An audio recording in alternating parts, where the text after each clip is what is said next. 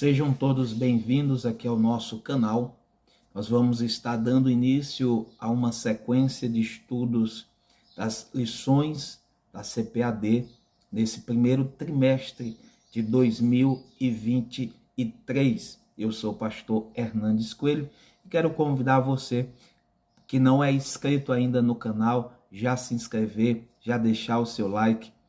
E vamos para a nossa primeira lição, aqui no nosso canal. O título da lição é O Avivamento no Antigo Testamento, né? A lição de número 2, texto áureo diz assim: Então disse, eis que faço um concerto, farei diante de todo o teu povo maravilhas que nunca foram feitas em toda a terra, nem entre gente alguma. Está lá em Êxodo capítulo 34, versículo 10, parte A. A verdade prática, a verdade central, a verdade prática dessa lição diz assim: a Bíblia revela que Deus responde ao seu povo com muitos avivamentos, como resposta às orações e às súplicas. Então, queridos, vamos observar nessa lição que houve momentos em que o povo deixou-se levar por práticas que provocaram a ira de Deus e, consequentemente, a punição de toda a nação. Um homem ou uma mulher de fé levantava-se de maneira humilde e quebrantada, buscando a Deus e confessando os pecados do povo. Então, o Altíssimo ouvia as orações e enviava do céu um avivamento, como chuva seródia. O que é essa palavra seródia, chuva seródia? Seria mais ou menos uma chuva fora do tempo, algo que aconteceria fora da estação apropriada. Então veja que o avivamento viria quando não era o tempo favorável, situações, mas o povo se quebrantava, o povo buscava o Senhor e Deus enviava o renovo, Deus enviava a chuva.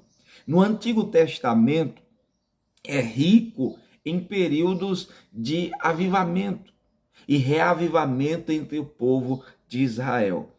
Nada menos de 12 eventos dessa natureza podem ser encontrados no tempo do Antigo Testamento ou da Antiga Aliança, em ocasiões e situações diferentes, conforme posto aqui pelo pastor Elinaldo Renovado. Misericordioso e piedoso é o Senhor, longânimo e grande em benignidade. Salmo 103, verso de número 8. Então, isso nós começamos a observar, que o avivamento aconteceu no Antigo Testamento, e isso se deu por ocasião do quebrantamento, do arrependimento, da busca pelo Senhor, e Deus enviava essa chuva, esse renovo para o seu povo. Vamos lá para o primeiro ponto da nossa lição. Primeiro, panorama dos avivamentos no Antigo Testamento. O que é esse panorama? É essa visão ampla, uma visão completa de um todo dos avivamentos. Não será bem detalhado, até pela questão do tempo, mas é uma visão ampla de um todo dos avivamentos aí do Antigo Testamento. O avivamento de Moisés, no tempo de Moisés. Quando José, o filho de Jacó, morreu, o povo israelita sofreu com a tirania de Faraó. Isso é bem colocado aí na palavra de Deus. Êxodo capítulo 1, 13 ao 14 diz: E os egípcios faziam servir os filhos de Israel com dureza. Assim, lhes fizeram amargar a vida com dura servidão em barro e em tijolos, e com todo o trabalho no campo, com todo o seu serviço, em que os serviam com dureza. Também em Atos, capítulo 7, 18 e o versículo 19 diz: até que se levantou outro rei que não conhecia José, esse, usando de astúcia contra a nossa linhagem, maltratou nossos pais ao ponto de os fazer enjeitar as suas crianças, para que não se multiplicasse. Então, esse é o pano de fundo do avivamento no tempo de Moisés. Deus chamou agora Moisés para libertar o seu povo do Egito. Está lá em Êxodo capítulo 3, versículo 9 ao 10, diz: vem agora, pois, e eu te enviarei a Faraó, para que tires o meu povo, os filhos de Israel, do Egito. E agora, eis que o clamor dos filhos de Israel. Observe essa palavra.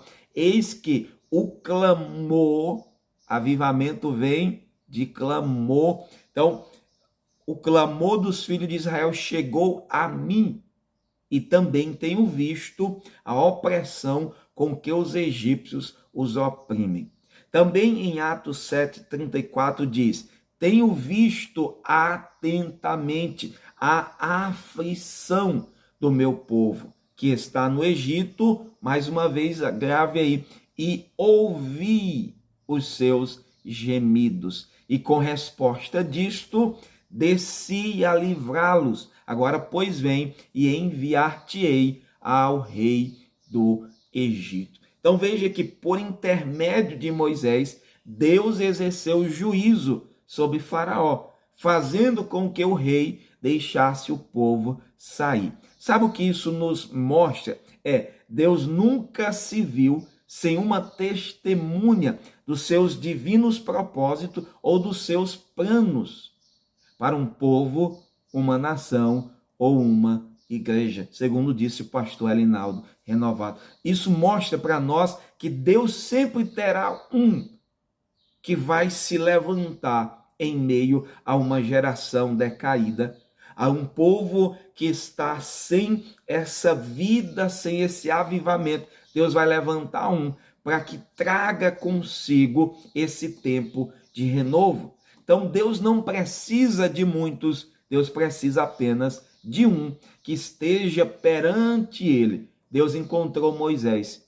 Deus pode encontrar você nessa geração para levar o avivamento. É uma pergunta que você pode fazer na classe. Tem alguém que possa, em 2023, se colocar como um agente de avivamento, que vai levar o avivamento, que vai pregar sobre o avivamento, que vai estabelecer aquilo que vai levar o avivamento, a palavra, a oração, o quebrantamento, o arrependimento? É uma pergunta que deve enriquecer a sua aula. Ponto 2. O avivamento no tempo de Samuel. Uma guerra se instalou e os israelitas foram derrotados. O resultado foi: a arca foi tomada. Isso nós vemos lá no capítulo 4 de 1 Samuel. Os filhos de Eli, que eram sacerdotes, foram mortos. Ao saber da tragédia, o sumo sacerdote Eli também morreu. Eu quero destacar aqui na leitura, 1 Samuel capítulo 4, versículo 17 ao 18, algo interessante aqui. Então respondeu o que trazia as novas e disse: Israel fugiu de diante dos filisteus, e houve também grande destroço entre o povo. E além disso, também teus 2 filhos, Ofni e Finéias, morreram. E a arca de Deus é tomada. E sucedeu que fazendo ele menção, observe, sucedeu que fazendo ele menção da arca de Deus, Eli caiu da cadeira para trás da banda da porta e quebrou-se-lhe o pescoço e morreu, porquanto o homem era velho, pesado, e tinha ele julgado a Israel 40 anos. O que eu quero destacar aqui é, quando fez menção que a arca foi tomada, então Eli caiu e morreu. Quando os seus filhos morreram, foi dada a notícia que eles morreram, Eli não teve uma reação, mas quando a arca foi tomada, então Eli tem uma reação. Isso mostra que você pode perder tudo. Isso não faz tanto efeito na nossa vida. Agora, se você perder a presença de Deus, então isso faz toda a diferença. Então, quando Eli viu que a arca foi tomada, então ele tem aquela reação e ele cai ali daquela altura e ele quebra o pescoço e morre. Perca tudo, mas não perca a presença de Deus. Samuel exortou os israelitas ao arrependimento. 1 Samuel 7, 3-5 diz: Então falou Samuel a toda a casa de Israel, dizendo: Se com todo o vosso coração vos converterdes ao Senhor, tirai dentre vós os deuses estranhos, os astarotes, preparai o vosso coração ao Senhor, servi a ele só, e vos livrará da mão dos filisteus. Disse mais Samuel: Congregai todo o Israel em Mispa, e orarei por vós ao Senhor. Observe aqui que Samuel, ele exorta o povo ao arrependimento. Avivamento tem que ter avivamento. Sem arrependimento não tem avivamento. E outra coisa que eu destaco aqui é congregai. Avivamento nos leva à unidade. Avivamento nos leva a nos congregar. E nós vivemos tempo em que as pessoas estão querendo um avivamento, mas que elas se afastam das suas congregações. Tem que haver unidade, comunhão, como lá no profeta Elias, quando ele vai desafiar os profetas de Baal, ele pega 12 pedras, significando a unidade das 12 tribos de Israel. Então Deus envia fogo do céu. Sem unidade não tem avivamento. O povo se humilhou e buscou o Senhor, que lhe deu uma grande vitória. 1 Samuel 7, 10-13 diz assim, 10 e 13. E sucedeu que, estando Samuel sacrificando o holocausto, os filisteus chegaram a peleja contra Israel. O que acontece? Trovejou o Senhor aquele dia com grande trovoada sobre os filisteus, e os aterrou de tal modo que foram derrotados diante dos filhos de Israel. Assim os filisteus foram abatidos e nunca mais vieram aos termos de Israel, porquanto foi a mão do Senhor contra os filisteus todos os dias de Samuel. Então veja aqui, Samuel enfatizou o princípio bíblico que se o povo de Deus espera ter dele proteção, liberdade, libertação, deve primeiramente se abster de tudo aquilo que não agrada a Deus, da idolatria. Tem que se voltar com todo o seu coração para a presença de Deus e não tolerar nenhuma forma de erro nas suas vidas. Então você quer o avivamento, você quer a libertação, você quer o agir de Deus, então busque ao Senhor com todo o seu coração.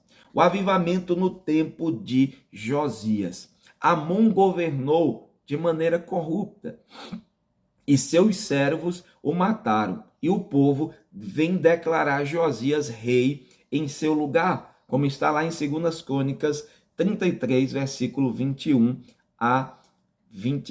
Diz assim: Era Amon da idade de 22 anos quando começou a reinar, e 2 anos reinou em Jerusalém. Então, Amon governa 2 anos, 21 anos até 23 anos.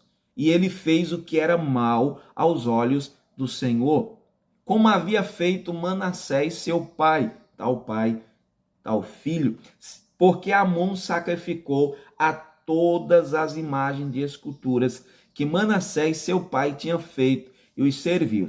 E o que ele não fez, não se humilhou perante o Senhor. Como Manassés, seu pai, se humilhara antes, multiplicou Amon os seus delitos, e conspiraram contra ele os seus servos e o mataram em sua casa. Porém o povo da terra feriu todos quanto conspiraram contra o rei Amon, e o povo da terra fez reinar em seu lugar Josias, seu filho. Toda regra tem exceção.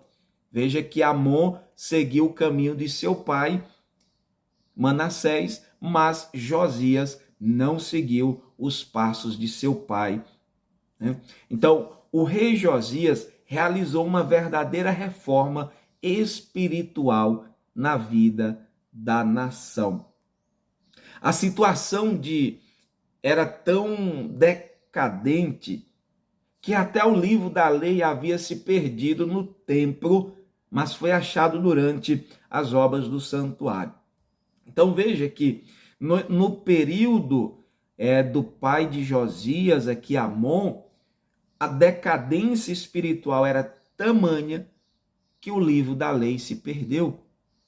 Se perdeu dentro do templo. Mas nesse período em que Josias passa a reinar, e há esse avivamento que vem por meio de quê? Do livro da lei.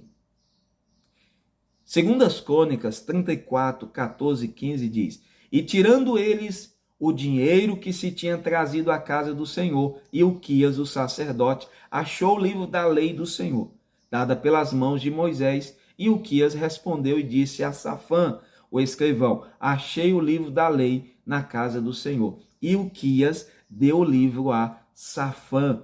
Veja que Deus usou a reforma de Josias para conduzir o povo a um novo avivamento espiritual. Então, quando Josias está trazendo uma reforma ao templo, eles encontram o livro da lei. E por meio de encontrar o livro da lei, então há um avivamento. Sabe o que isso representa? Sem palavra não há avivamento.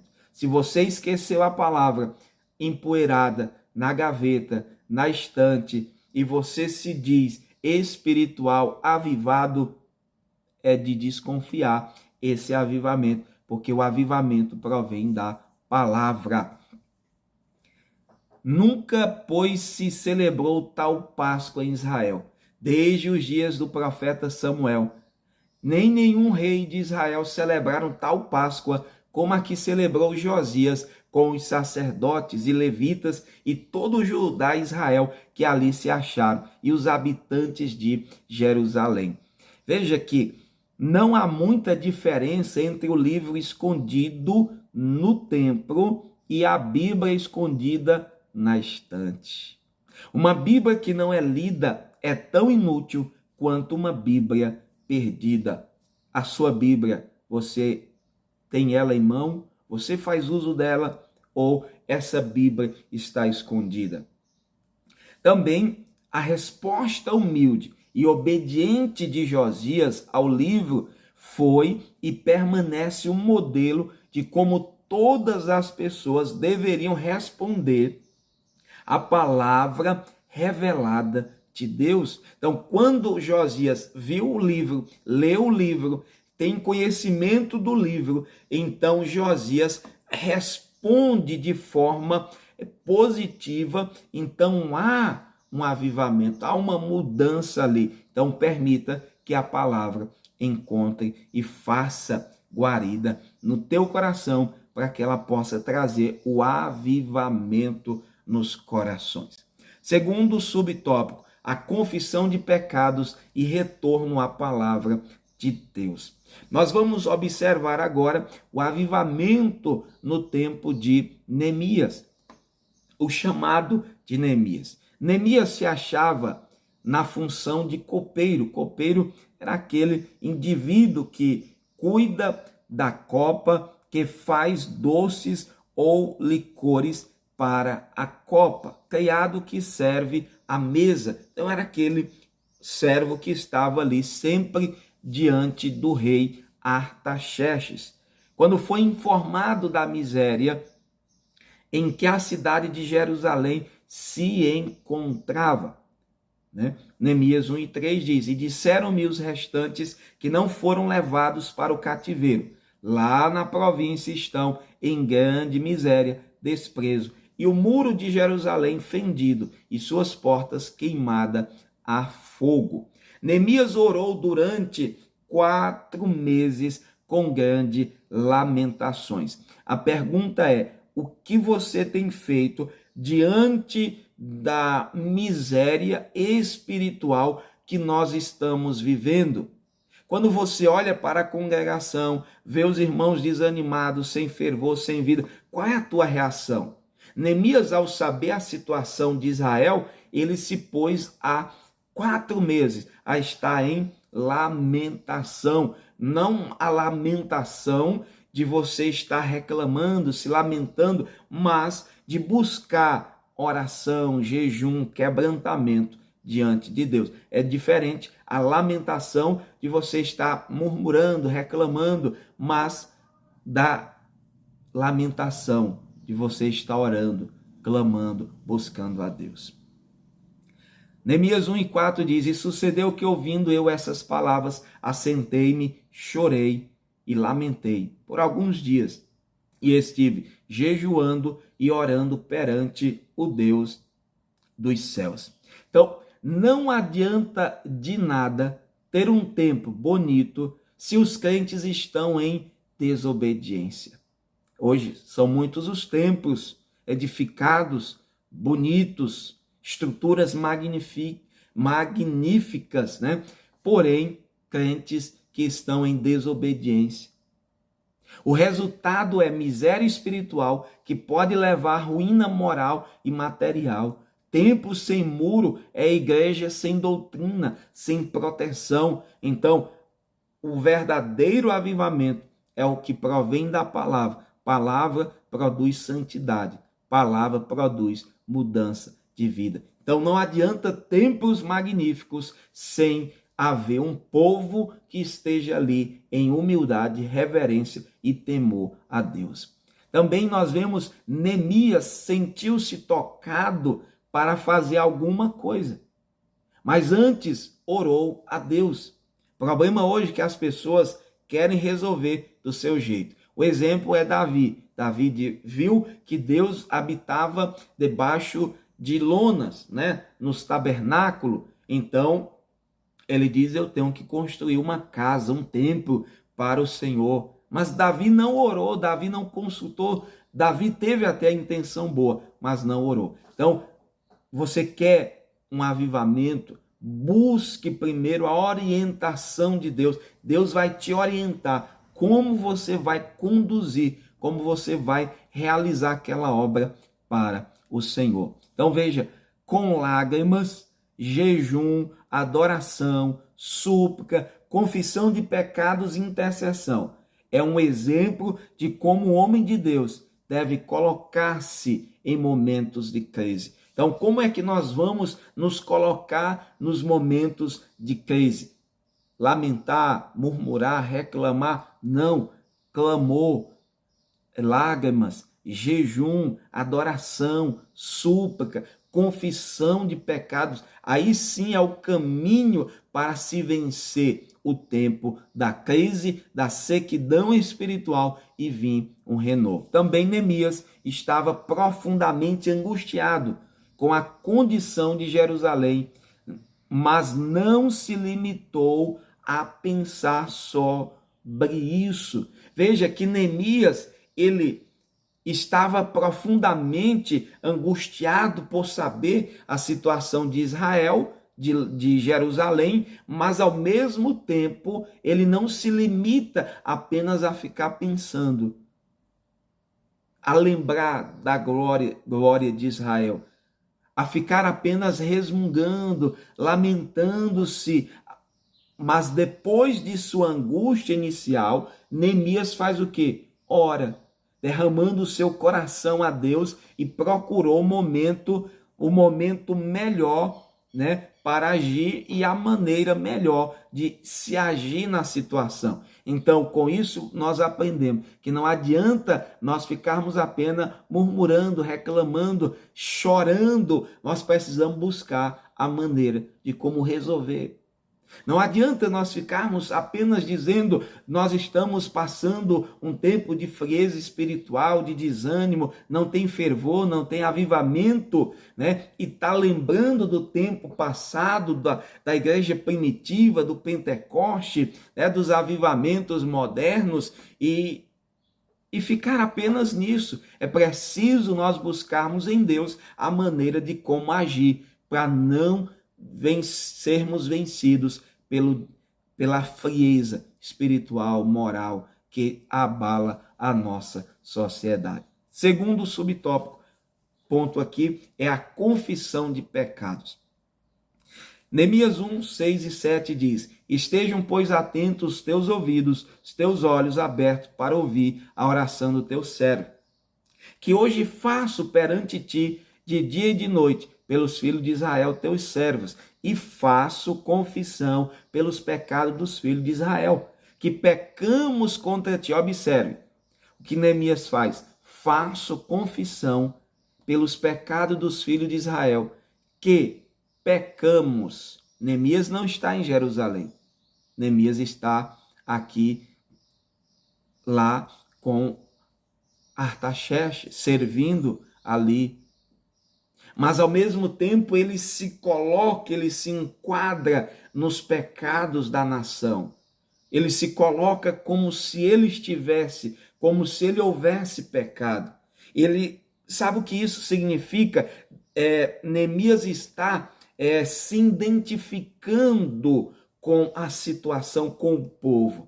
Neemias não apenas ora como aqueles fariseus que oravam dizendo, eu não sou como esse, que é publicano, que é pecador, que é isso, isso e isso. Não, Neemias, ele se junta ao povo no seu clamor pela restauração. Ele se une e dizendo, Deus, nós pecamos. Deus, nós precisamos da tua misericórdia. Então esse clamor, ele sobe com o coração e não apenas com palavras vazias.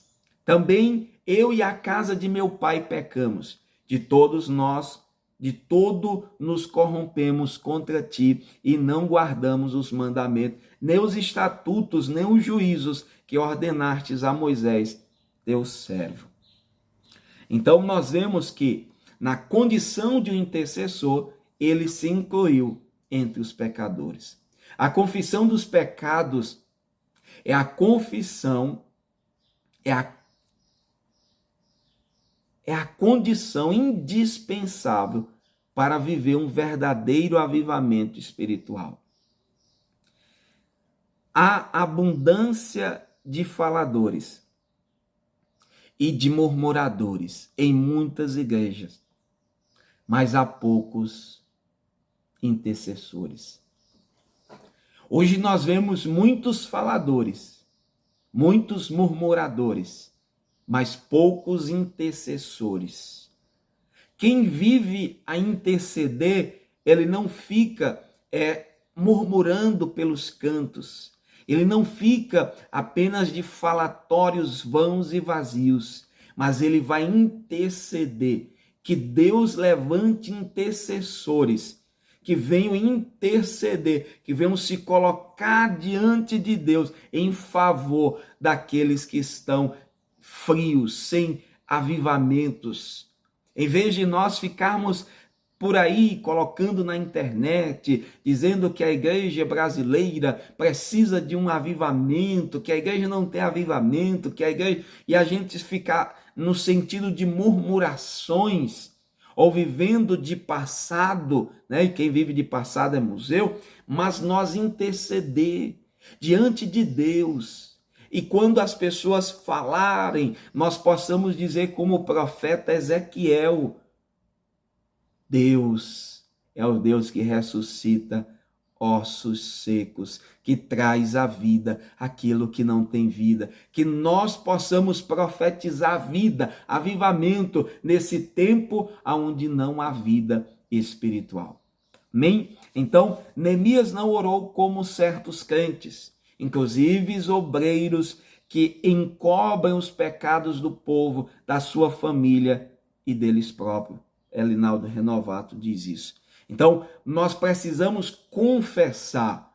A palavra de Deus, provérbio diz, aquele que encobre o seu pecado nunca prosperará, mas aquele que confessa e deixa, alcança a misericórdia. Então, não é tempo de nós passarmos pano sobre o pecado, não é tempo de nós colocarmos um tapete sobre os pecados, seja nosso, da família, de quem quer que seja. É tempo de confessar os pecados e buscar em Deus esse avivamento. Amém? Então, terceiro subtópico, o avivamento pelo ensino. O ensino da palavra de Deus foi a marca que precedeu o avivamento. Neemias mandou que fosse lida a palavra de modo didático, para que o povo entendesse o que Deus requeria de suas vidas. Então, o avivamento vem pelo ensino da palavra.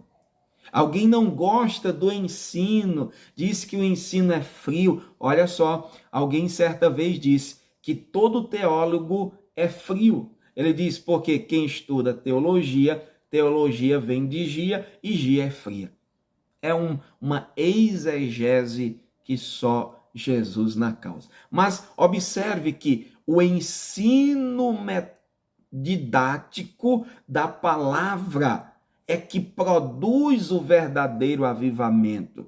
Eu conheci certo pastor que ele dizia assim: pega uma lata vazia e você bate nela, ela vai dar muitos, o seu som vai ser muito alto. Pega uma lata cheia e começa a bater. O seu som vai ser mais abafado. Não será como uma lata vazia. Então, muitos pregadores hoje, eles se emocionam e acham que a igreja está avivada porque ela tem gritos e muitos movimentos. É bom quando isso acontece, mas isso não representa o verdadeiro avivamento. O avivamento não está no grito. Mas quando você vê uma igreja como a igreja de Bereia, que Paulo explicava a escritura e eles iam procurar averiguar se aquilo era verdade, esse é o verdadeiro avivamento. Além da leitura, explicavam-se o significado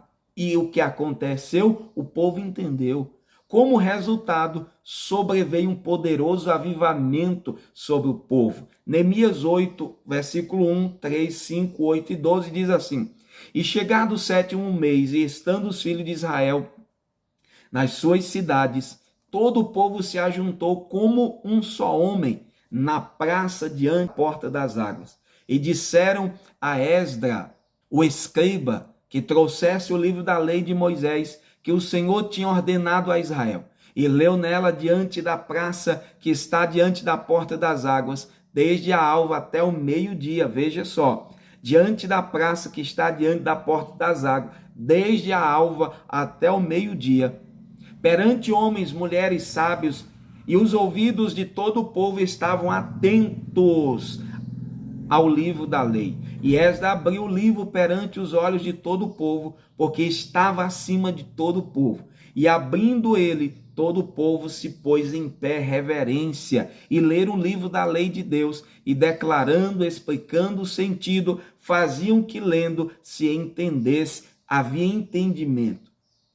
Então todo o povo se foi a comer, beber e a enviar porções e a fazer grandes festas, porque entenderam as palavras que lhe fizeram saber. Só um exemplo, certa vez um pregador estava pregando, pregou bem, terminou a mensagem, havia muito grito, né? E uma irmã chegou para o pregador e disse: você pregou muito bem, mas eu não entendi nada. Então, o avivamento vem quando o povo entender o que está sendo falado. Não adianta apenas muita pregação se não houver entendimento. Então, que nós oremos, professores, oremos pelos alunos, para que entendam aquilo que nós estamos ensinando na classe das nossas escolas bíblicas. Que Deus traga um verdadeiro entendimento das Escrituras e também reverência ao coração do povo, porque o avivamento ele vem através de um chamado. Quando Deus levanta um homem, Deus traz um avivamento quando há confissão de pecados e quando há o ensino da palavra de Deus. Terceiro ponto diz o avivamento e a palavra de Deus. Primeiro, subtópico, a palavra de Deus corrige. Quando se fala de palavra de Deus que corrige, muitas pessoas não querem mais a palavra. Preferem viver a sua vida sem a palavra. Querem um avivamento sem a palavra. Avivamento sem palavra não existe e só há movimentos irreverentes quando não há palavra de Deus. No Novo Testamento há um padrão de culto a Deus de decência e ordem. Que fareis, pois, irmãos, quando vos ajuntais? Cada um de vós tem salmo, tem doutrina, tem revelação, tem língua, tem interpretação. Faça-se tudo para a edificação. 1 Coríntios 14 e 26. O que marca essa orientação não é o exibicionismo, quando Paulo diz que haja revelação, doutrina, língua, interpretação. O que marca essa orientação de Paulo não é o exibicionismo ou mero emocionalismo, nem as expressões irreverentes no culto. Aqui há uma orientação para um culto avivado de acordo com a palavra de Deus. Deus pode enviar um avivamento genuíno como resposta ao quebrantamento espiritual e às orações do povo de Deus. Sabe o que isso mostra para nós? Que hoje nós vemos muitos, entre aspas, avivamentos irreverentes. Verdadeiros cultos que não parecem ser um culto, mas sim um circo, uma apresentação, um exibicionismo. Quem fala mais línguas estranhas, quem fala mais bonito, quem dá o rodopio maior, né? Então, se vê apenas um exibicionismo, pessoas querendo serem mais espirituais do que as outras, mas sabemos sim que o verdadeiro avivamento leva a expressões, mas que traz consigo a reverência, o temor, a humildade, sabendo que estamos diante do Deus eterno. Um exemplo aqui, certa vez, estávamos em um culto, em um congresso, e o pregador pregou naquele momento final, que ele chama as pessoas para a frente para orar, e uma cena me chamou a atenção. Logo ali, havia algumas jovens, e quando ele chama para a frente, elas já tiram as suas sandálias dos pés, né, salto alto, elas tiram ali dos seus pés, e elas vão descalça para ali.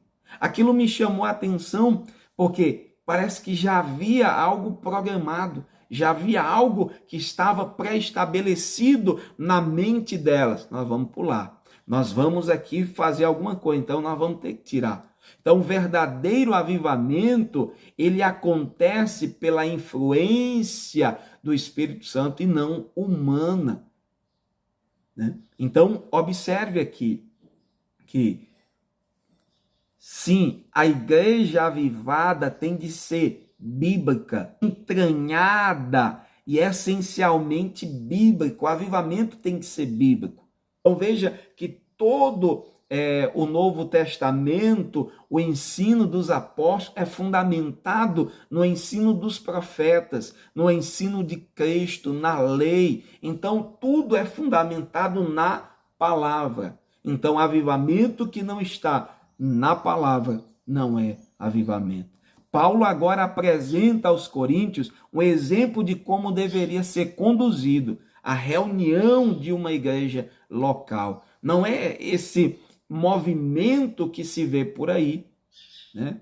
Muitas pessoas gritando ao mesmo tempo, profetizando. Paulo disse, tem que haver, porque o espírito do profeta está sujeito ao profeta. Também nós vemos, os cultos deveriam ser compreensíveis e marcado pelo respeito mútuo e por um comportamento adequado. Os crentes deveriam se organizar de maneira a aumentar a comunicação, mas não a ponto de reprimir a obra espontânea do Espírito. Então, o Espírito deve agir, mas também ele age com decência e ordem. Não é o que nós vemos em muitos arraiais cristãos por aí. Segundo subtópico, cuidado com o formalismo. Observe uma coisa, quando se fala dos movimentos, não é que a igreja ela é contra, a liderança é contra. Até mesmo um certo pastor Aziel Gomes, e ele falando em uma ministração, uma irmã perguntou por que ele não entrava no fogo, né, no movimento. Ele diz, irmã, tem que alguém estar sóbrio para poder terminar o culto. Então, uma coisa é uma coisa, outra coisa é outra coisa. Então, o movimento, o agir espontâneo do Espírito deve existir. Nós não devemos reprimir a ação soberana do Espírito de Deus, mas também devemos tirar aquilo que é exagero. Então, cuidado com o formalismo. Não podemos estar tão abalizados ao ponto de não entender que o Espírito age só para como ele quer, de onde ele quer. Então, com formalismo, queremos dizer a respeito do que é formal, metódico, rigoroso. A igreja ela tem uma liturgia? Sim. Ela pode sair? Pode, mediante a ação do Espírito Santo, né? O pregador tem toda uma ética para a sua mensagem. O Espírito Santo pode mudar? Pode. Nós não podemos ficar centrado ali e achar que não pode se sair. Se há uma ação do Espírito, ele vai agir, porque nós somos uma igreja pentecostal, cremos na ação do Espírito de Deus. É o extremo oposto do mero emocionalismo e exibicionismo espiritual. Então veja que há dois pontos aqui, exageros. Num lado existe o exibicionismo e o outro existe o formalismo. Então, o verdadeiro avivamento nem está no formalismo e nem no exibicionismo. Ele está aqui centrado. Ele tem método, tem decência, tem ordem, mas também ele pode sair um pouco daquilo que é metódico, porque é o Espírito Santo quem age. Como lá no dia de Pentecostes, a Bíblia diz que eles falavam conforme o Espírito Santo concediam que falasse. É o Espírito Santo quem age. Quando Deus envia um avivamento espiritual, o Santo Espírito tem liberdade na igreja. Os corações estão sensíveis à voz de Deus. Os dons espirituais atuam de maneira abundante. A atmosfera espiritual muda o ambiente. Deus age em favor do seu povo. Mas tudo é feito de acordo com a palavra para a edificação dos santos. Segundo Claudio de Andrade, ele diz assim: se a igreja não viver de avivamento em avivamento, se não voltar ao cenáculo, se não reviver a realidade do Pentecostes, acabará por ser absorvido por um culto frio, morno, sem vida, e não demorará muito para deixar de existir. Segundo Elinaldo Renovato, ele diz: no que diz respeito à busca do avivamento, é interessante não deixar que o formalismo frio, seco, sem graça, impeça a busca da presença gloriosa do Espírito Santo. Então, nenhum dos extremos. Temos que estar aqui centrado, né? Tanto tendo métodos, mas também deixando fluir o Espírito Santo. Para nós concluirmos, o avivamento no Antigo Testamento vieram como resposta ao quebrantamento espiritual e às orações do povo de Deus. Se dava sempre diante de uma situação de calamidade ou decadência espiritual e moral. Então veja que os avivamentos vieram sempre em resposta de quebrantamento espiritual. Queremos ver um avivamento na nossa nação? Oremos por quebrantamento. Que o povo venha se quebrantar e, uma vez quebrantadas, venham buscar a Deus. Também vinham mediante as calamidades. Então, quando o povo se via ali em uma situação difícil, eles se voltavam para Deus. Então, por isso que nós vemos que muitas das vezes vieram e vêm e virá situações difíceis para que o povo se volte para Deus. Por misericórdia e bondade, Deus promovia restauração de Israel. Que o Senhor Deus nos abençoe e que nos cultos pentecostais não haja desprezo à palavra de Deus, com o excesso de cânticos, apresentações musicais, mas que a adoração seja equilibrada com louvor, oração, ministração da santa palavra de Deus. Como disse 2 Crônicas 7,14, se o meu povo, que se chama pelo meu nome, se humilhar, orar, buscar minha face, se converter dos seus maus caminhos, então eu ouvirei do céu, perdoarei os seus pecados, sararei a sua terra. Deus te abençoe. Essa foi a nossa pré-aula da lição 2 aqui no nosso canal. Lembrando para você que toda segunda-feira estaremos aqui trazendo a pré-aula para você aumentar o seu conhecimento, para que no domingo você possa trazer uma lição abençoada para a sua classe. Já deixou aí o seu like? Então, Deus abençoe, se inscreva no canal, ative aí as notificações para quando eu colocar o vídeo aqui você seja notificado. Deus abençoe.